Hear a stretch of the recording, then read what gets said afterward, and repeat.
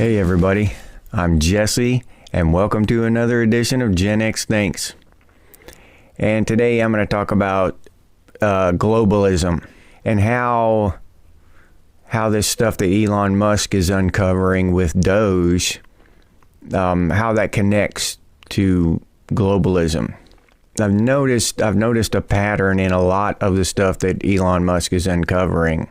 These, whatever millions for transgender comic books in El Salvador or Venezuela or wherever, and then more transgender or LGBTQ plus stuff in Colombia, and all this, it's just across the world where the United States government is robbing its taxpayers, the common, taxpayer, robbing us of our money, and then using those funds to push out this trans agenda out into the rest of the world. Now, I've got to be careful how I word this next part, because I did a video a few months back and I talked about this subject and it got banned. YouTube wouldn't post it. So I've got to be careful and just realize I'm not a complete idiot. I'm just trying to use words that the censorship AI there at YouTube won't pick up on and ban my video. So there's a group of people and billionaires. I want to say people and billionaires. I think they're people, the people that own the main central bank. It's over there in Europe somewhere. And our Federal Reserve is a branch of that bank. That's just a branch off of it. They've got one in every country in Western civilization at the very least. A branch. Like the Federal Reserve. So whoever those people are that own that central bank, and a lot of the world's billionaires, they're promoting, and they're just talking about it outright. They don't try to hide this part of it, but they're promoting this idea that there is a certain species on this planet that there are too many of them, and there need to be less. All right. And they are on the books by saying that they want to make less. They want to reduce the amount of numbers of this certain species, okay? And they're going about it in a lot of different ways. And one of them, he's got the initials BG. I'll call him William. William was, I actually watched a video of one of his talks, and he just come out and talks right about it, about how he's going to use medicine to implement this idea, right, about controlling the population of this species. And I just quoted him in that other video of mine. I just quoted him. I just, repeated what he said. And that video was censored and YouTube wouldn't show it. So to me, just that censorship tells me that there is something there. Okay? But back to that. How does that tie into all this government waste and fraud? Well, it doesn't take a whole lot of thought and time to figure out that this trans movement, this LGBTQ plus, all this stuff, does not serve to increase the population of humanity. It just doesn't. So to spread this idea would keep people from reproducing. If this idea spread out enough, it would inhibit reproduction of a certain species. And that, I think, is how it ties back into this whole globalist thing. And I'm not an idiot. I'm just trying to think of a way to say it without getting censored. How it ties into this globalist thing and numbers reduction. Okay, they want to reduce numbers reduction, and that is their main goal. And that's all about control. It's all about that's what it's all about, is control of the finances, control of the people, control of the world's resources. These people, they just think that, and you can see it just watching people like William talk, right? He just talks about experimenting on people and stuff as if it's no big deal. Like a farmer would, a rancher would talk about, dealing with his sheep or his cattle or whatever. It's just no big deal, Well, we just got to try it. We got to, try it and find out what it does. We just take a couple of them cattle and do it and see what happens, If it's good, it's good. They're happy. If not, then, get the old tractor out and dig a couple holes and throw them in the ground. And that's how they talk about us. And I'm not making up conspiracy theories and shit. I watch the videos. I'm watching the guy talk. So, when I talk about us, I'm talking about African children, children in Yugoslavia, hardworking people in Afghanistan, just normal people, just the average common person across the world. Chinese people, Japanese people, all of us, Eskimos, Russians, all of us. And they think that the common man is just chattel. We're sheep.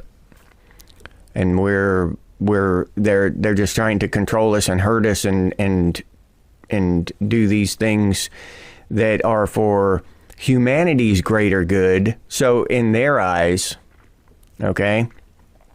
Now in my eyes, freedom is the greatest good, period. End of story.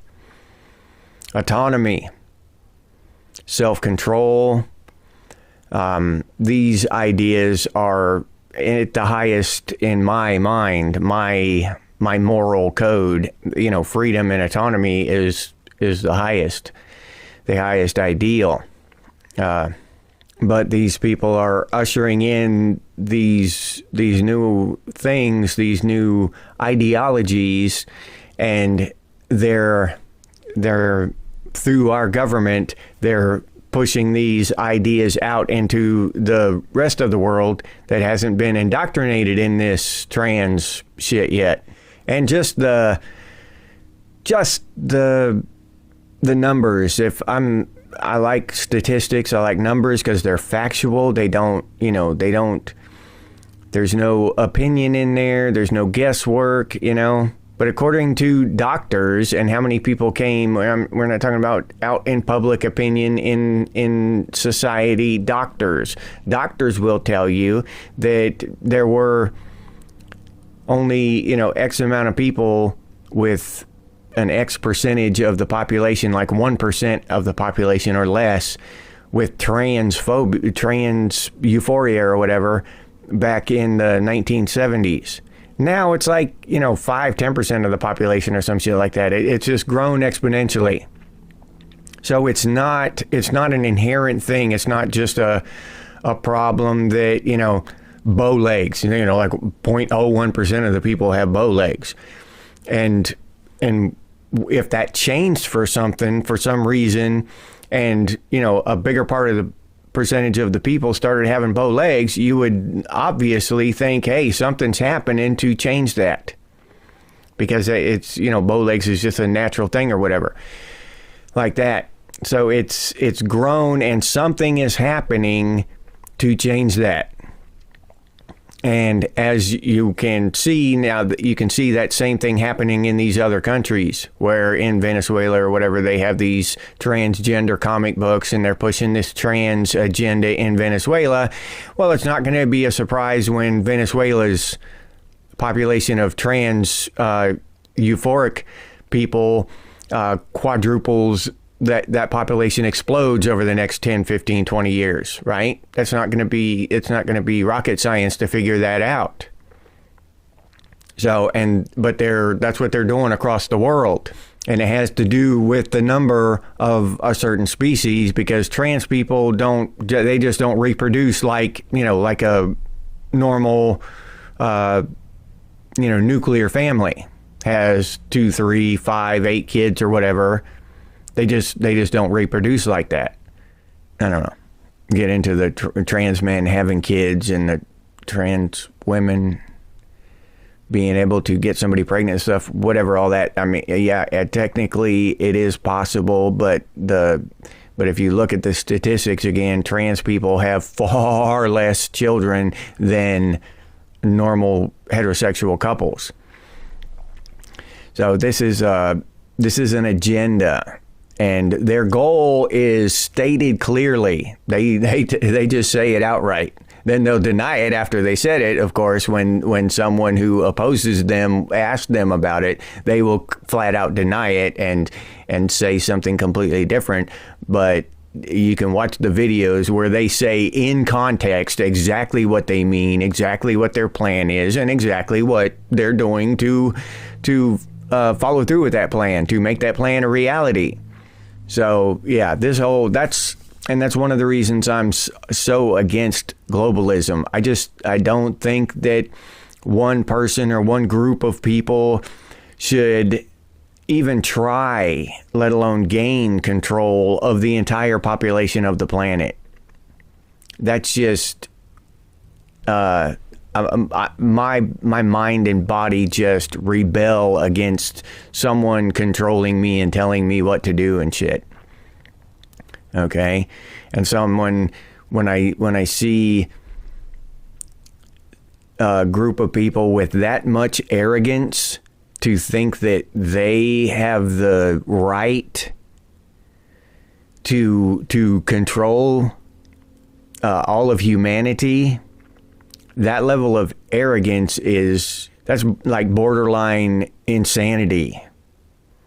There's something wrong upstairs when you get that rich and you think that, your bloodline is so pure that you are, chosen to direct humanity and all this shit. That's like some movie shit, some weird supervillain movie shit. You know what I'm saying?